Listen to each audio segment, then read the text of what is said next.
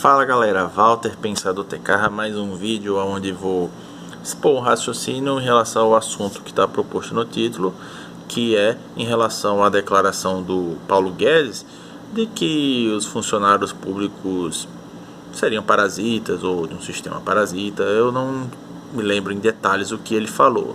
Eu só sei que eu vi o burburinho enorme de alguns funcionários públicos da mídia esquerdista falando: não, Paulo Guedes não sabe o que ele está falando, ele está chamando os funcionários públicos todos de parasitas, que absurdo, isso não pode, isso é governo Bolsonaro fascista, etc, etc e etc. Bom, vou expor o meu lado dessa questão, que eu acho que é um grande exagero em relação ao que ele disse. E antes que você venha pensar, porque você defende Bolsonaro, então você está defendendo Paulo Guedes, eu não tenho esse negócio, tá? Se eu achar que ele fez falar alguma besteira e eu tiver que comentar, eu não vou passar o pano para ele só porque ele está no governo Bolsonaro. Porque para mim, uma declaração isolada aqui e acolá não vai tirar o excelente trabalho que o Paulo Guedes está fazendo. Então, desculpe, mas eu serei imparcial sendo do que for possível. E principalmente por eu ser funcionário público, então isso me afeta diretamente. Mas enfim, antes de comentar o que o Paulo Guedes falou, inclusive eu tenho essa minha fala está se baseando numa thread de Twitter que eu fiz, que vai estar aí na descrição caso você queira olhar e acompanhar o meu Twitter.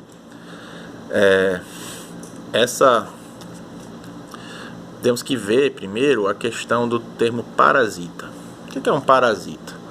Parasita, você tem aquele organismo que ele dá loja em outro organismo e suga recursos dele. Essencialmente, todos nós temos parasitas. Nosso corpo humano tem milhares, talvez milhões de bactérias, não sei as quantidades certas, em vários locais do corpo. E só que uma minoria delas causa problemas. A maioria delas vive em harmonia com o organismo, mas essencialmente elas dependem do nosso organismo e elas captam recursos dele. A diferença é que essas bactérias elas são benéficas ao corpo, porque a necessidade delas casa com o nosso organismo e não atrapalha o nosso funcionamento. Mas aí quando você tem, por exemplo, bactérias de alguns tipos de doenças, ou os vírus, os protozoários que causam doenças, aí já muda o quadro. Eles parasitam, vivem do seu corpo e causam doenças, então eles são combatidos.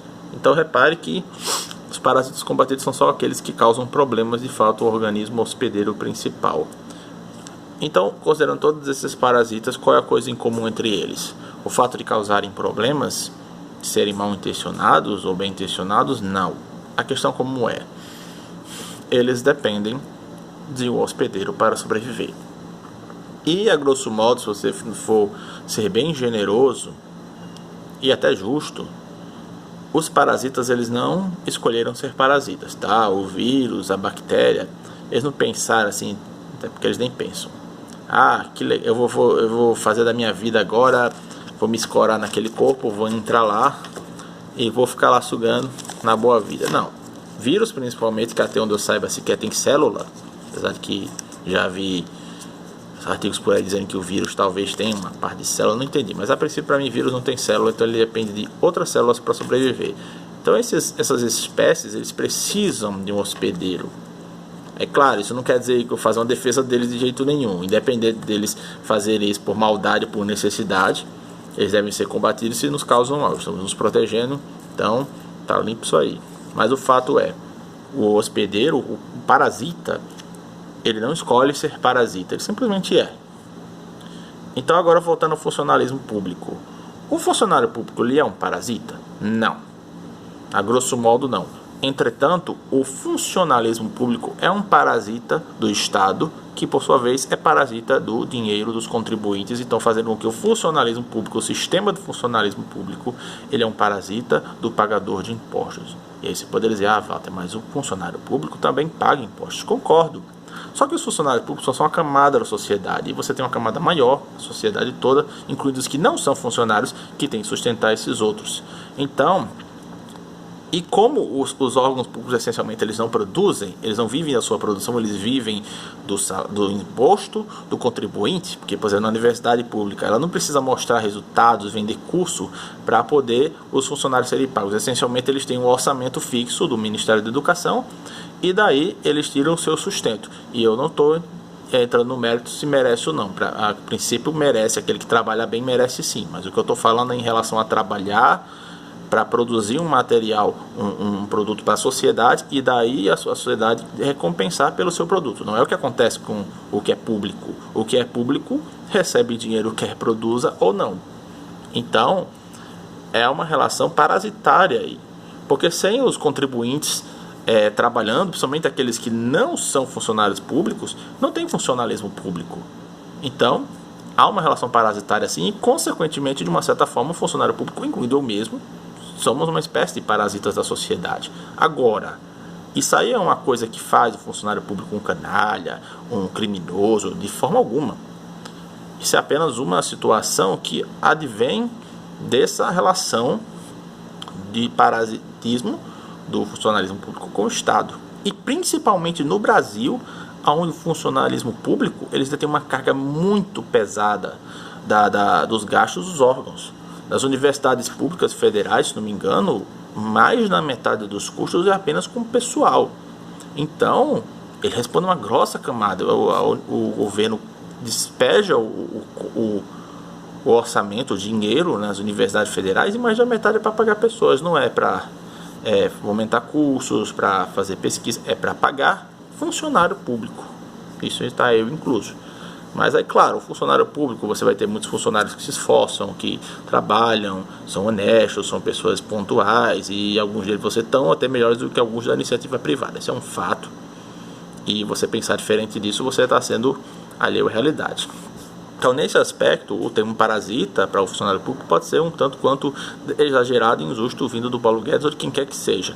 Mas não deixa de haver um mérito e uma razão nesse termo parasita para o funcionalismo público por causa da sua natureza de dependência do hospedeiro chamado contribuinte. Sem contribuinte não tem recurso, sem recurso não tem funcionalismo público, porque de novo ele não produz. Então é uma lógica muito simples.